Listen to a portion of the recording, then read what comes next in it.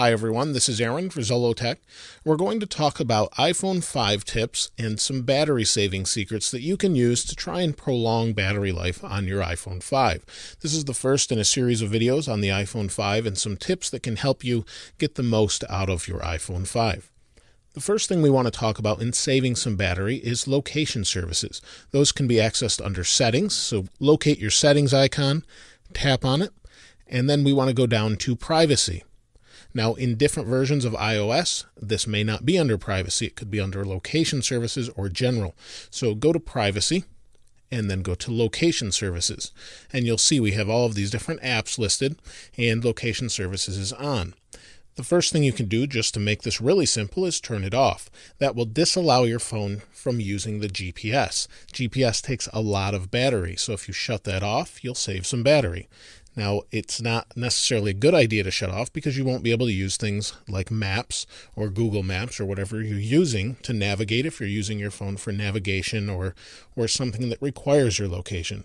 But you can manage those individually this way or one by one, or shut everything off. Or if you go all the way down, you can manage even more things in the system settings. So you can shut off cell network search and compass calibration and anything else you may want to look at. The next thing we want to talk about is push notifications.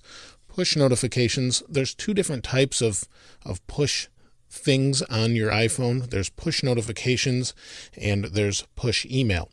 The push notifications can be found under settings and then notifications. And you can see we have do not disturb. Those go together. We can turn that on really easily. Under push notifications, you have do not disturb, and those are some settings, and this allows you to schedule times where you don't want anything to disturb you. So say you were sleeping and you don't want your phone to ring, but if it's important and someone calls you within a certain amount of time, you do want it to ring. It'll allow things like that. But the notifications we're talking about are more related to the applications, such as the ones you see here.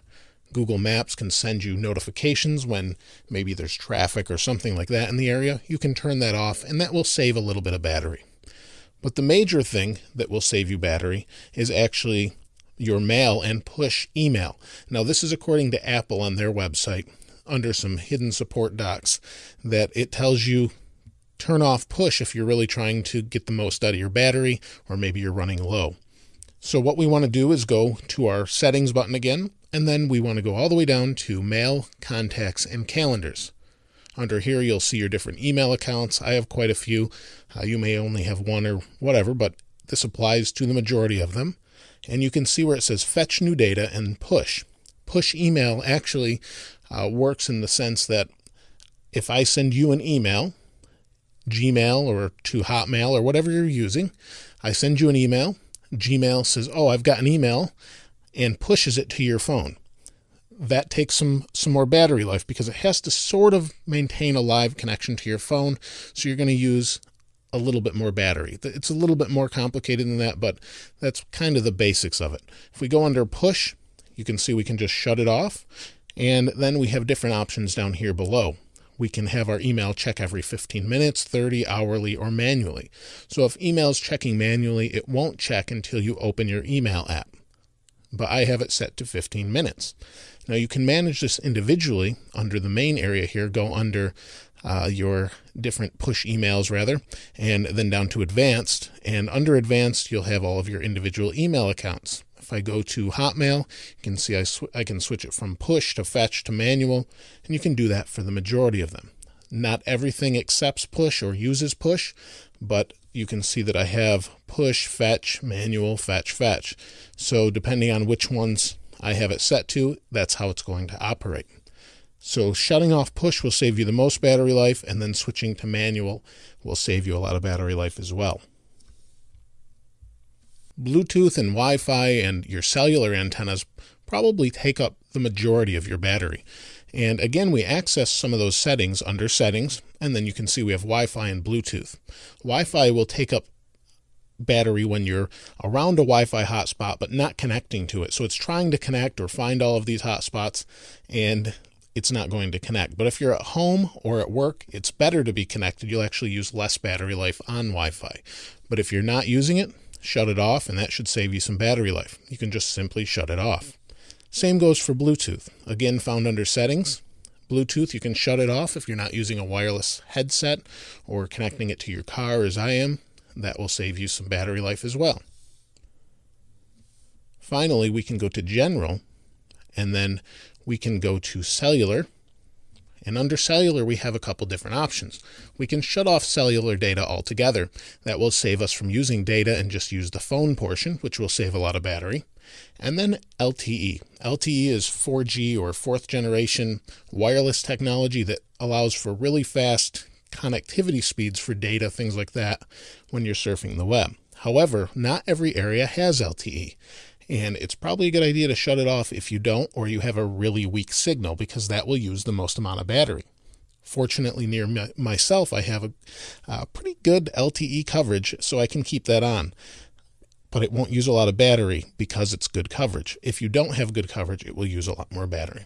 So you can simply shut that off. You can also shut off some cellular data for these different things, iCloud, iTunes, etc., and that may help you as well. But ultimately, you can customize this to what your needs are. And then finally, for cellular data, you could put it in airport mode if you have no signal, and that will save you a lot of battery because you're not using any of those antennas. There's a few more things we can do to save us some battery life. Under settings again, we can go to brightness and wallpaper, and brightness will use a lot of battery life.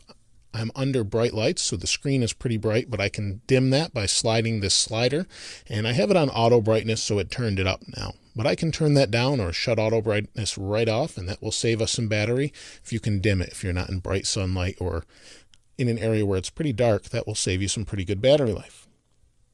One of the things that will save you battery life, but not really a ton unless you're using navigation or things like that, is actually shutting off background apps. You can access those by double tapping the home button, and you'll see all the apps that you have running. Now, not all of these are going to use background data or battery life, and so this is going to be more selective. If you have maps open and you're trying to locate something and you're done using navigation, it's probably not a bad idea to shut it off. If you still have some of that active, it should save you some battery life. So you can tap and hold, they'll jiggle, and then you can just close whatever you need to.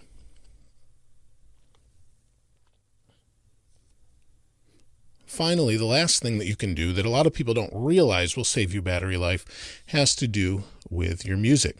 What we want to do is go to settings.